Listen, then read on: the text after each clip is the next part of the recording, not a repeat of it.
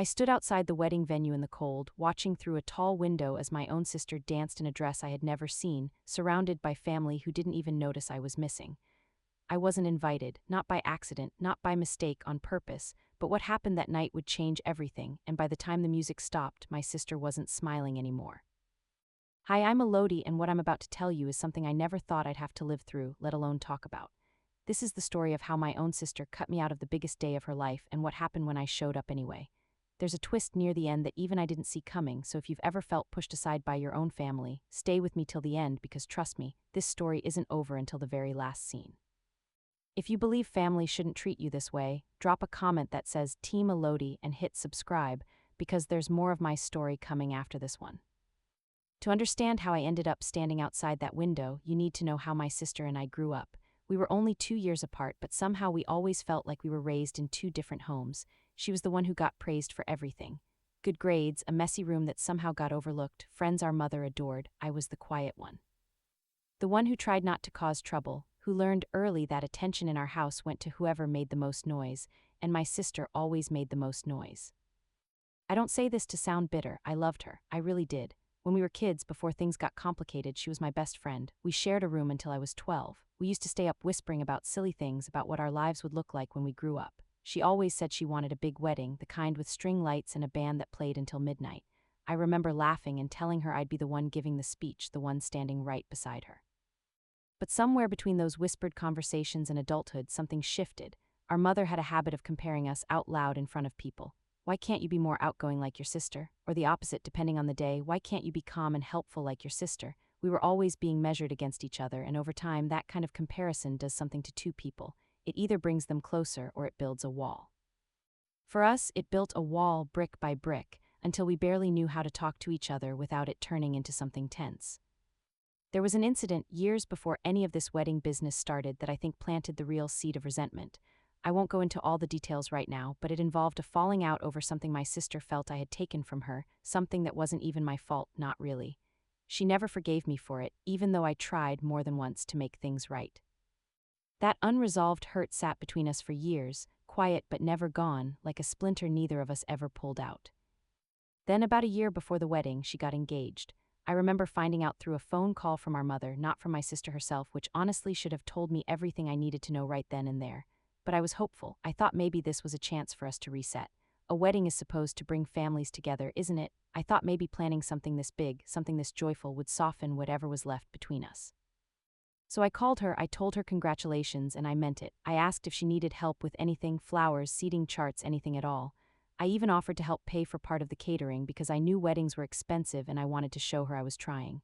She thanked me, but it was a thank you that felt rehearsed, distant, like she was talking to a coworker instead of her own sister. Over the following weeks, I noticed she was sharing every detail of the planning with our extended family. Group chats, photos of dress fittings, venue walkthroughs, I was added to none of it. At first I told myself it was an oversight. Weddings are chaotic, people get left off lists by accident all the time. But when I mentioned it to her gently, she brushed it off with a tone that had a little edge to it. I just didn't think you'd want to be that involved, she said. It stung, but I let it go. I told myself I was overthinking things.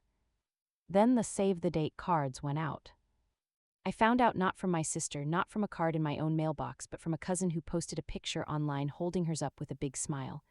I remember staring at that photo for a long time, waiting for mine to show up too. It never did. Days passed, then weeks. Other relatives started talking about wedding plans at family gatherings, asking me what I was wearing, what the venue looked like.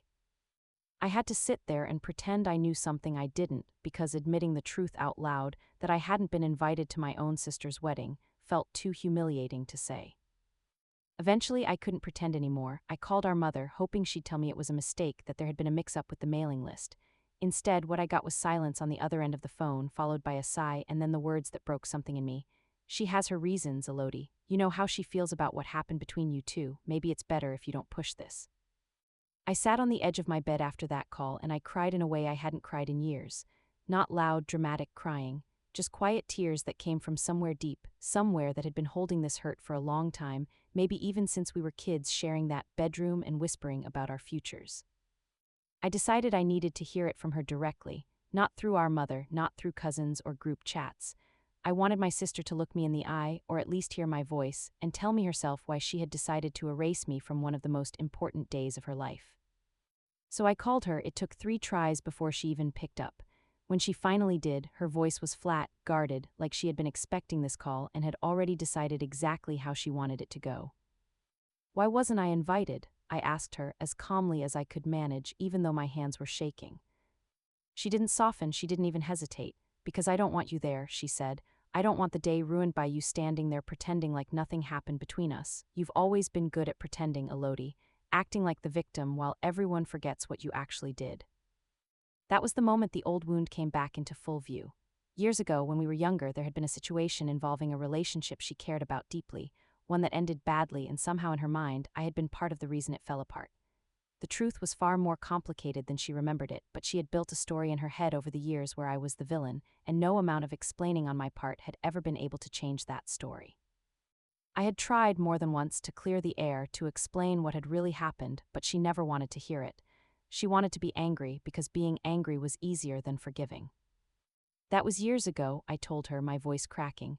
"I've apologized for any part I played in that. I've tried so many times to make it right. Are you really going to let something from back then keep you from having your own sister at your wedding?" "You don't get to decide when I'm over something," she snapped. "This is my day, not yours, and I don't owe you a seat at it." The call ended with her hanging up, and I sat there holding the phone long after the line had gone dead, feeling like a stranger in my own family. For weeks after that call, I told myself I was at peace with it. I told myself I would simply let her have her day, stay home, and move forward with my life. But the truth is, peace isn't something you can force, especially when the person hurting you is someone you've loved your whole life. A close friend of mine, someone who had watched this entire situation unfold from the sidelines, was the one who finally said something that shifted my thinking.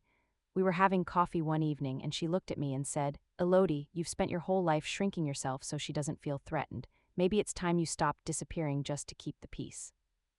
Her words sat with me for days. I kept thinking about our mother's voice from years ago, asking why I couldn't be more like my sister, as if I had always been the lesser version of someone else.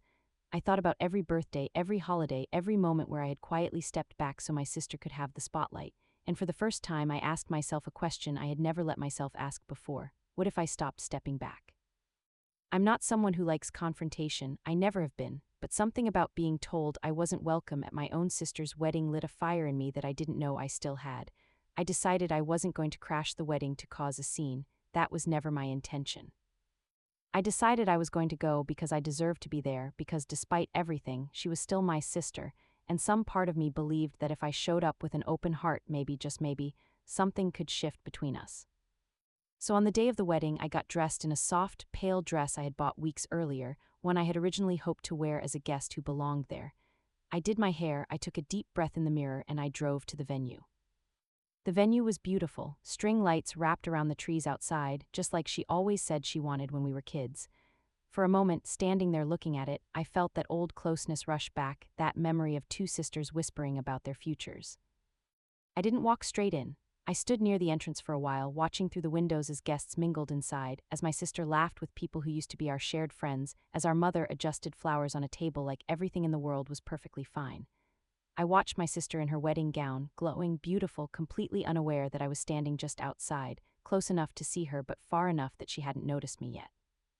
Eventually, I walked in.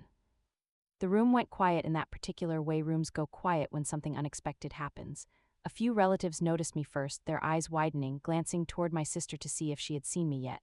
She did a moment later, and the look on her face wasn't shock. It was anger, sharp and immediate, like she had been bracing for this exact possibility the whole time. She crossed the room toward me, and I remember every step she took felt louder than the music playing in the background. When she reached me, she didn't whisper. She didn't pull me aside quietly to handle this with any kind of grace. She spoke loud enough for nearly everyone nearby to hear. "What are you doing here? You weren't invited. Did you really think you could just show up and force your way into my day?" I tried to stay calm. I told her I just wanted to be there for her, that despite everything, I still loved her and wanted to see her get married, but she wasn't interested in hearing any of that. She turned to the small crowd that had gathered, motioning toward me like I was some kind of problem to be solved in front of an audience. "This is exactly what she does," she said, her voice rising. "She inserts herself where she's not wanted and then acts like she's the victim. I asked for one thing, one simple thing, for my wedding day to be about me without her drama attached to it, and she couldn't even give me that." The humiliation of that moment is hard to put into words. dozens of people I had known my whole life, aunts, uncles, family friends, all watching as my sister tore into me in the middle of her own wedding reception. Some looked away, uncomfortable. A few actually nodded along with her, as if they had already decided long before that night that I was the difficult one in this story. But not everyone stayed silent. It was the groom who spoke up first, and I think that's the part of this story that shocked everyone, including me. He stepped forward, gently placed a hand on my sister's arm, and asked her quietly but firmly to stop. "This isn't who I thought you were," he said to her in front of everyone. "You told me your sister was the one who caused problems in this family. You told me she didn't even want to come today, but she's standing here in a dress she clearly chose because she wanted to be part of this, and you're embarrassing her in front of everyone we know." The room shifted. I could feel it, that change in energy, the way a story can flip entirely once someone with a different perspective speaks up. Then our mother stepped forward too, and what she said next surprised me even more than the groom's words. "I told her not to invite you," she admitted, her voice breaking slightly. "I thought I was protecting her. I thought keeping the peace meant keeping you two apart, but watching this right now, I think I made a mistake. I think I let old grudges decide who deserves love in this family, and that was wrong of me." My sister stood frozen, her face flushed, clearly not expecting either of them to take my side, especially not in front of the very guests she had been performing for moments earlier. The cruel narrative she had built around me, the one she had been feeding to people for months, maybe even years, was unraveling right there on the dance floor, in front of everyone she had tried so hard to impress. She tried to recover, tried to insist that I still shouldn't have come uninvited, that this didn't excuse what she believed I had done to her in the past, but the room had already shifted its sympathy.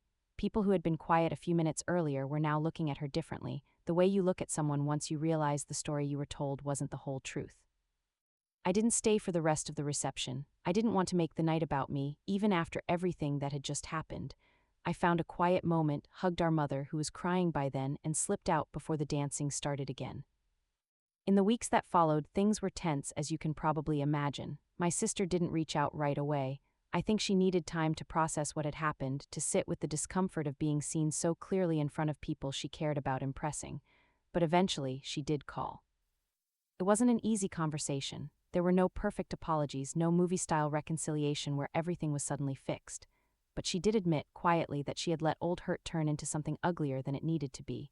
She admitted that some part of her had always felt like she lived in my shadow, even though I never felt that way about her, and that jealousy had quietly poisoned how she saw me for years. "We're not where we used to be back when we were kids whispering in the dark about our futures. That kind of closeness takes time to rebuild, if it can be rebuilt at all, but we talk now. We're trying, and honestly, that's more than I expected to have after that night." Looking back, I think the hardest lesson I learned from all of this is that sometimes the people who hurt you the most are the ones who are supposed to love you the most, and that doesn't make the hurt any less real just because it comes from family. But I also learned that showing up for yourself, even when it's terrifying, even when you're standing outside in the cold looking through a window at a life that excluded you, can change the outcome of your story in ways you never expect. That night taught me that love without respect isn't really love at all, and that sometimes the bravest thing you can do is simply show up as yourself, even when someone has told you that you don't belong. If this story moved you, or if you've ever felt pushed aside by your own family, I want to hear about it. Tell me in the comments what you would have done in my place. And if you want to hear more stories like this one, make sure you subscribe and hit the bell so you don't miss what comes next, because trust me, my story doesn't end here. Thank you for listening, and I'll see you in the next one.